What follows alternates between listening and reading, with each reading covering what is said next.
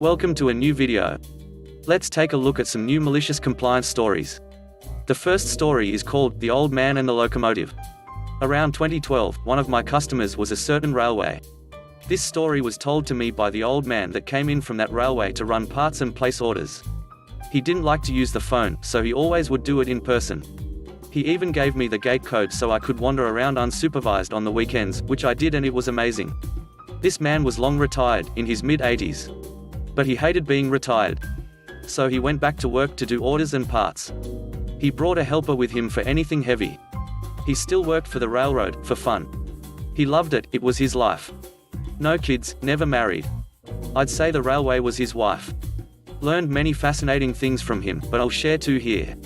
The first is that they made everything for these trains. I mean it when I say everything. Foundry and lumber mill. From the castings for the locomotives and its internal and external parts and wheels, to the woodworking for the seating, dining cars, plates, forks, knives, front to back, everything. All done in-house. They lived there. Housing and stores and everything. Its own city. Because of this, no one but the yard personnel doing the work and the operators really knew much about how anything is made. The other is that they never threw any of that stuff away. Even as they developed newer and better models. It's all buried on site at those yards. It's a literal train graveyard and a time capsule. Whole locomotives and cars were buried, all the things they used to build them to. This takes place in his youth when he was fairly new to the railway and an apprentice, back in the 1940s. He was apprenticed to a man who had been with this railway since the 1800s. He didn't say how old he was at the time, or he did, and I don't remember, but here it goes. He told me that back then, he lived at the railway. The railway had housing for the workers and him and his master were pretty much joined at the hip. He said it's like having your super experienced supervisor, who is also your neighbor, and your houses share common facilities, so you usually eat together too. His master is a few years from retirement at this point. One day his master is approached by an internal group from the same railway, but from very far away. The company is throwing a large event, and for this event, they have restored a very old unit to show off. The problem is that after restoring the engine, while it's cooling down, it's seized. They have torn it apart twice but can't find anything wrong with it. So they put it back together, the same thing both times while cooling off, seizes. They are running out of time, hence them tracking down his master. His master is the last employee left they can find that still operated one of these things actively. The locomotive they restored was previously active many years before retirement, it should work fine. They want him to travel out of state, to their yard to help diagnose the thing. He says he already knows the problem. He tells them he can simply give them directions, but they solidly refuse. He must go in person. He asks for the equivalent of today $500. Going on this trip is going to put him way behind. And it's a long trip, he wants compensation. They refuse to pay him anything close to it and he refuses to go. They leave. A couple of weeks later they come back. They've rebuilt it a third time and still, it's seized. They are coming up on the date of the event and they are in panic mode, having heavily advertised the appearance of this locomotive for the event. This time he says $600, and nice accommodations for the trip, all paid. They agree without batting an eye this time. This is going to save them from major embarrassment. He makes them take the apprentice with for assistance, which they didn't even argue with. He told me they even had a driver to take them, packed, and they left the same day. They took their regular tool bags and nothing special. He said it was a 2-day ride up and they stopped at the nicest places they could for meals and stayed in nice hotels. Finally, they make it to the rail yard. Several very anxious people waiting for his input. The locomotive has not been touched since they last put it together. The first thing he does is to grab his caliper. He walks down both sides of the locomotive, taking measurements and making occasional markings. Then he has them fire it up. It, of course, runs fine.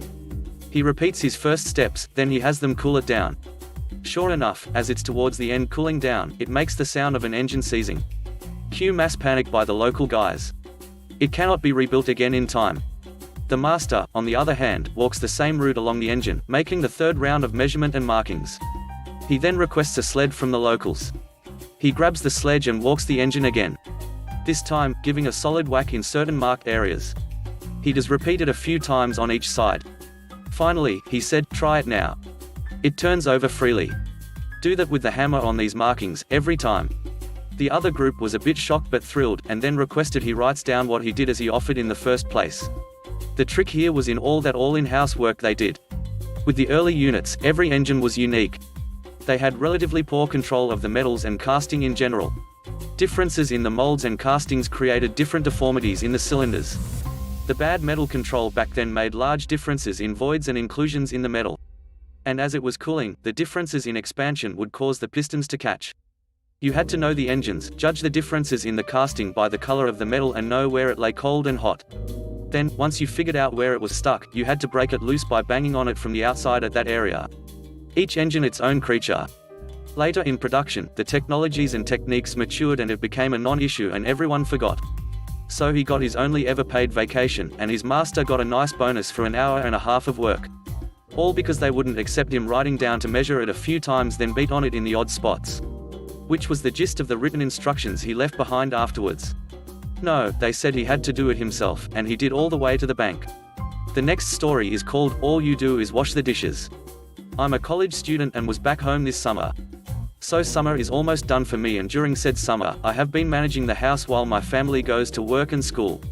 This event happened when my grandmother went to her homeland for a month. And, as I said, all the housework falls on me since I don't have to go to work or school. I almost forgot to add, I rarely get to leave the house during the summer because they would tell me, but who would watch the house? Or, you don't even have to go there. It was a warm morning and once again, I'm alone at the house with a ton of work to do. I was just talking to my sibling and aunt about I was going to visit my friend when they said, "Why would you leave? You'll do nothing there." I replied, "But I've been cooped up in this house for over 2 months now. At least let me go outside to do other things than take care of the house. Besides, it's on a weekend and my sibling will be here too."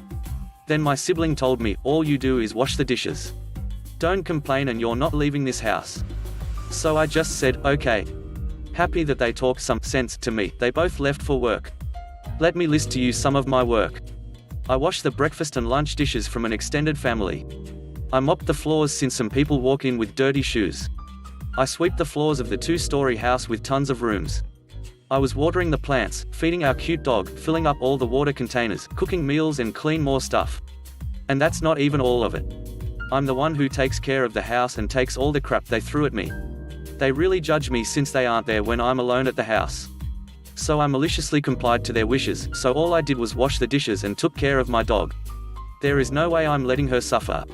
So when my other sibling got home at 4, they were expecting shiny floors, water containers to drink, food ready, etc.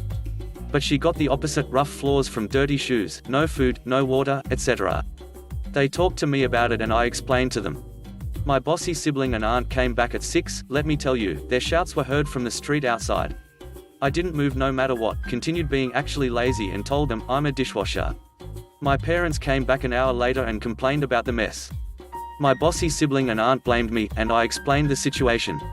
My parents trusted me and knew I did more than the others thought I did, so they told them to do everything because she's the dishwasher, not the house cleaner, gardener, cook, and more.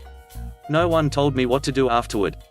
I was happily watching my older siblings came home being lazy, do the workload I avoided because they didn't expect such a long list. The last story is called Cell Phone Company Policy. About 5 years ago, my dad got sick and had to have surgery. Our cell phone bill has always been a family plan that my sister and I pay into monthly cause it keeps costs way down for all of us. Also, we have been customers of this cell phone company wheel since I can remember and we have always enjoyed their service in our area. When my dad got sick, I took over the bill because he was handicapped and my mum didn't want to deal with intricacies of the bill on top of everything else. Everything was fine for a few years, but about 2 years ago, we started having a lot of problems with them. I had traded in and upgraded my sister's phone during a promotion which I was told in store would be half off. But we were getting charged full price.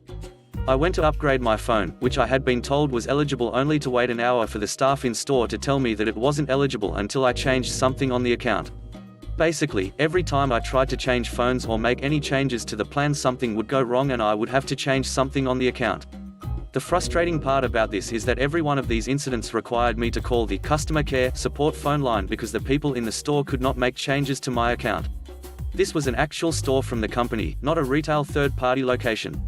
This usually lasted 2 to 3 hours per incident because you had to explain what was happening to each person who helped you, and they never seemed to relay information if they passed you on to a specialist or manager.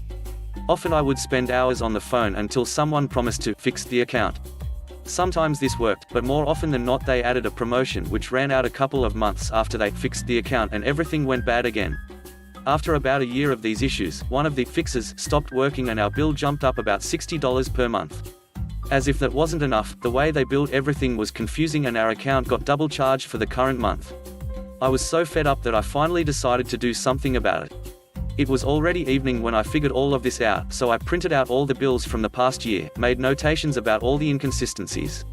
I showed up to the local store at 3 the next day during one of their busier times. I waited in line to be helped and then asked for one of their supervisors. I made sure to be extremely polite, but firm that I wanted the double charge and inconsistencies on our account sorted out. The assistant manager explained once again that I must call the customer care phone number in order to take care of the issues I was having with my account. So, I did exactly that.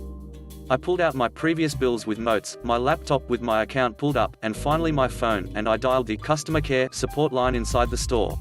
What I figured out after I think at this point over 60 hours of speaking on the phone with the representatives in other countries, was that as the owner of the account I could assign anyone temporary privilege to speak to their customer care about my account.